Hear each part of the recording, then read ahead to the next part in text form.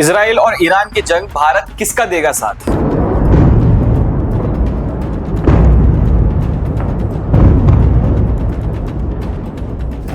सुन्नी और शिया के आपसी इख्तिलाफात दूर होते दिख रहे हैं, जो अमेरिका के लिए हमेशा से एक बड़ा खतरा साबित होने का इम्कान रहा है। इजराइल और ईरान की जंग, भारत किसका देगा साथ? इजराइल या ईरान? तफसील से होगी बात। मैं जर्नलिस्ट मजहर, आप देख रहे हैं मुस्लिम सियासत।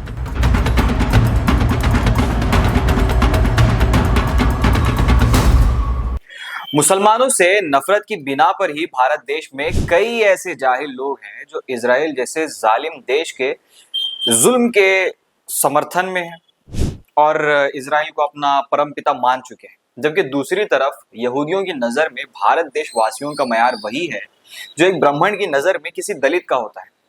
ईरान और इजराइल जंग में जो लोग इजराइल के समर्थन में हैं, वो महज भगवा प्रोपेगेंडा के वायरस की चपेट में है। ये वीडियो देखिए जो सोशल मीडिया पर वायरल हो रहा है, जिसमें एक यहूदी जो अपनी कोई रस्म अदा कर रहा है, वहीं एक इंडियन उसकी इबादत में शामिल होना चाह रहा है, मगर नतीजतन लात मार दी जाती। मगर तब भी ये लोग गाजा में मर रहे मासूम बच्चों के कत्ल पर जश्न मनाते नजर आते हैं। क्यों? क्योंकि इनको मुसलमानों से नफरत हो रही है, या फिर उस एक पूरे नैरेटिव में उनको ढकेल दिया गया।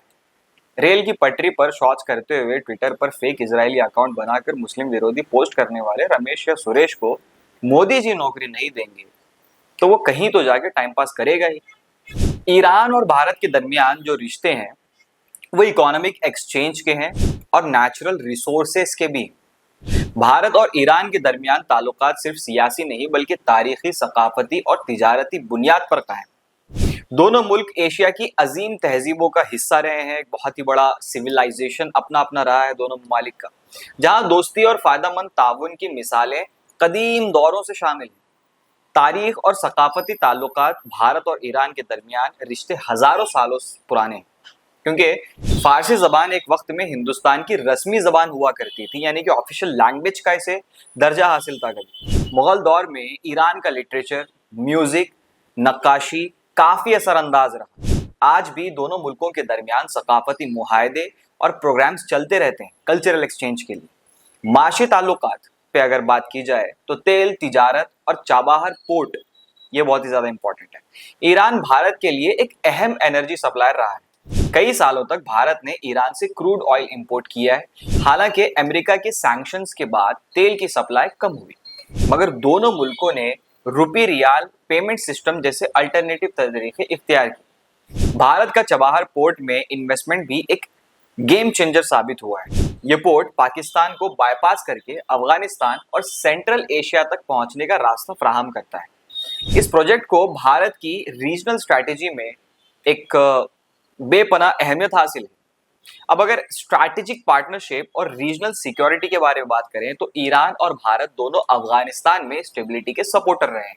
जब अमेरिका वहां पर काबिज था उस समय दोनों मुल्क टेररिज्म के खिलाफ मिलकर काम करते हैं।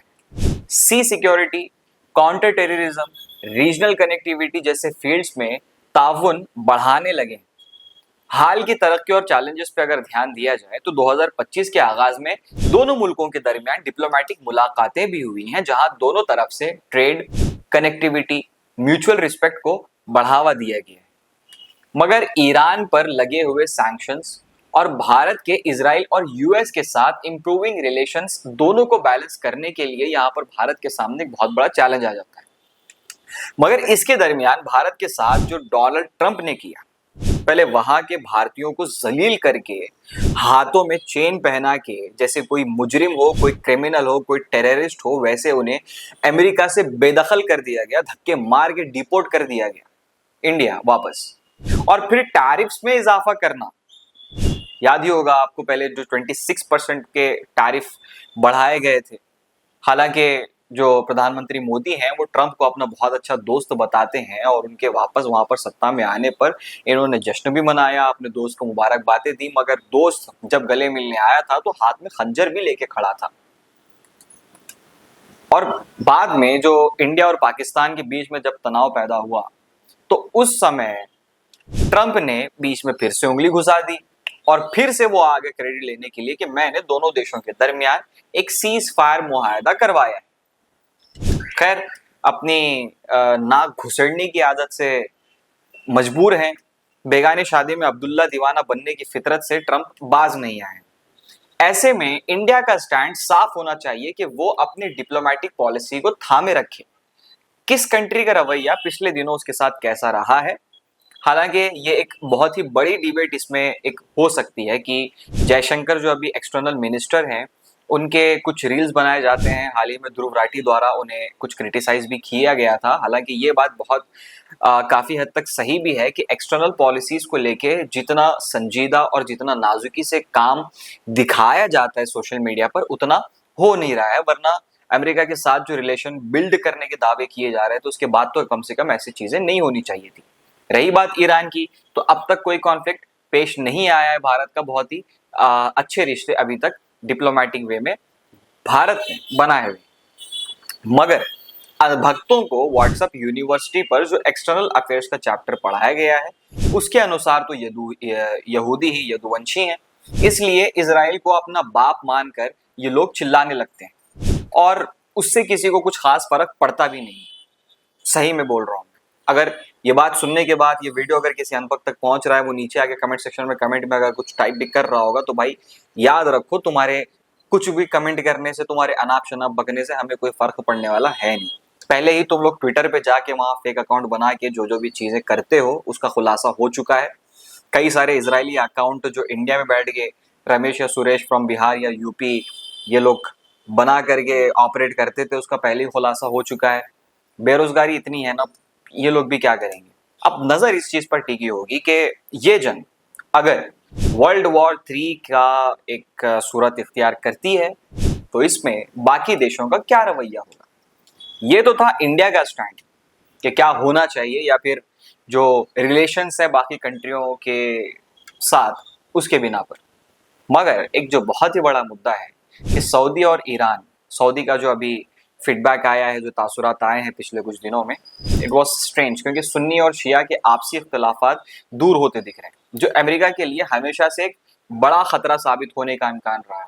अगर आप तारीख के पन्ने भी टटोलेंगे तो वहां हमें यही चीज हासिल होती है कि जब कभी इत्तेफाक के साथ शिया और सुन्नी अपने आपसी इख्तलाफात को भुला करके एक परचम के नीचे उन लोगों ने आने की कोशिश की है, तो यहाँ पर वेस्ट द्वारा डिवाइड एंड रूल वाली पॉलिसी अपनाई जाती है।